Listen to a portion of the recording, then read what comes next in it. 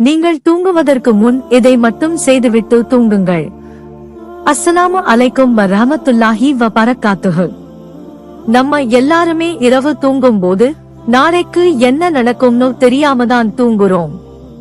ஆனா தூங்குறதுக்கு முன்னாடி ஒரு சின்ன அமலை மட்டும் செய்து பழகிக்கிட்டோம்னா அது நமக்கு மிகப்பெரிய பாதுகாப்பாக அமையும்.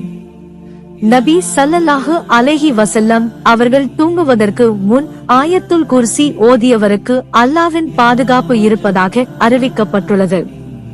அதனால தினமும் தூங்குறதுக்கு முன்னாடி கொஞ்ச நேரம் போனே ஓரமாக வைச்சுட்டு ஆயத்துல் குர்சி அல்லாஹு லா இலாஹ இல்லா ஹுவல் ஹய்யுல் கய்யூம் லா தக்குதுஹு சினத்து வலா நம் லஹு மா ஃபிஸ் ஸமாவாத்தி வ மா ஃபில் அர்ள் மன் தல்லதி யஷ்ஃபு இந்தஹு இல்லா பி இத்னிஹி யலமு மா பைன ஐதிஹிம் வ மா கல்ஃபஹும் வலா யுஹிதூன பிஷைஇம் மின் இல்மிஹி இல்லா பீமா ஷா வசிய குர்சியுஹுஸ் ஸமாவாத்தி வல் அர்ள் வலா யூதுஹு ஹிஃப்ஸுஹுமா வ ஹுவல் அலியுல் அலீம் என்று ஆயத்துல் குர்சியை முழுமையாக ஓதிட்டு தூங்குங்க.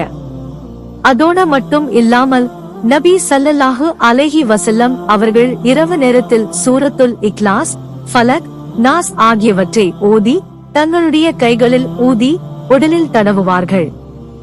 நாமும் இந்த சுன்னத்தை வாழ்க்கையில் கொண்டு வர முயற்சி பண்ணலாம் இன்ஷா அல்லாஹ். ஒரு சின்ன சம்பவம். ஒரு மனிதர் தினமும் இரவு தூங்குவதற்கு முன் யா அல்லாஹ், இன்று நான் செய்த தவறுகளை மன்னிச்சிடு, இன்று இரவு என்னை பாதுகாத்தருள்வாயாக என்று துஆ கேட்டுவிட்டு தூங்குவாராம். ஒரு நாள் அவருக்கு ஒரு பெரிய பிரச்சனை வந்தது. அப்போது அவர் சொன்னது, நான் எல்லாவற்றையும் அல்லாஹ்விடம் ஒப்படைத்து விட்டேன், எனக்கு பயப்பட வேண்டியதில்லை. அதுதான் நம்ம வாழ்க்கையிலும் வேண்டும். தூங்குறதுக்கு முன்னாடி உலக கவலைகளை எல்லாம் கொஞ்சம் ஒதுக்கி வைச்சுட்டு யா அல்லாஹ், இந்த இரவையும் என்னையும் உன்னிடம் ஒப்படைக்கிறேன் அப்படின்னு சொல்லிட்டு தூங்குங்க.